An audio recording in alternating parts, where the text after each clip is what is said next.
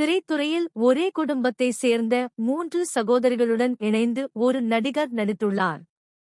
திரைத்துறையில் சகோதரிகள் நடிகைகளாக வருவதும் அவர்கள் முன்னணி நடிகர்களுக்கு ஜோடியாக நடிப்பதும் வழக்கமான ஒரு நிகழ்வுதான். அதேபோல் ஒரே குடும்பத்தில் இருந்து வந்த 3 சகோதரிகளுடனும் ஒரு முன்னணி நடிகர் நடித்துள்ளார். அந்த நடிகர் வேறு யாரும் அல்ல, பிரபல தெலுங்கு நடிகர் சிரஞ்சீவிதான். தென்னிந்திய திரையுலகில் முன்னணி நடிகையாக திகழ்ந்தவர் நக்மா.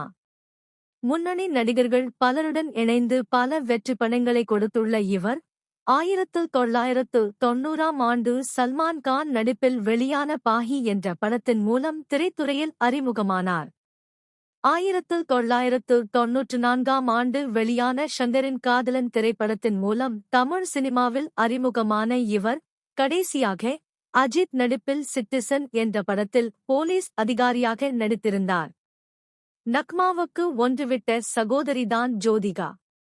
இந்தி படத்தில் அறிமுகமான இவர் அஜித்தின் வாலி படத்தின் மூலம் தமிழ் சினிமாவில் அறிமுகமானார். தொடர்ந்து அஜித், சூர்யா, விக்ரம், விஜய், சிம்பு உள்ளிட்ட முன்னணி நடிகர்களுடன் இணைந்து பல வெற்றி படங்களை கொடுத்துள்ள ஜோதிகா, நடிகர் சூர்யாவை காதலித்து திருமணம் செய்து கொண்டார். திருமணத்திற்கு பிறகு நடிக்காமல் இருந்த ஜோதிகா 36 வயதினிலே படத்தின் மூலம் ரீஎன்ட்ரி கொடுத்ததார். தற்போது இந்தி படங்களில் நடித்து வருகிறார். ஜோதிகாவின் உடன்பிறந்த சகோதரிதான் ரோஷ்னி.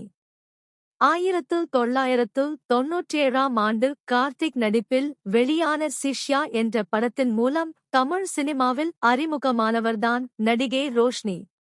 இவர்தான் நடிகை ஜோதிகாவின் உடன்பிறந்த சகோதரி. சிஷ்யா படத்திற்கு பிறகு மாஸ்டர் என்று தெலுங்கு படத்திலும் குலாபி என்ற கன்னட படத்திலும் ரோஷ்னி நடித்திருந்தார்.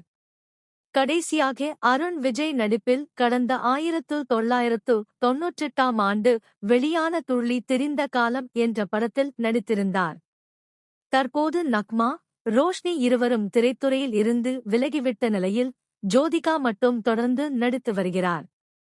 1992ஆம் ஆண்டு நக்மா நடிகர் சிரஞ்சீவியுடன் கிரான மொஹனர், ரிக்ஷாவோடு, 3 மொனகல்லு ஆகிய படங்களில் நடித்துள்ளார். தமிழில் வெளியான ரமணா படத்தின் ரீமேக்கான தாகூர் படத்தில் சிரஞ்சீவியுடன் ஜோதிகா இணைந்து நடித்துள்ளார்.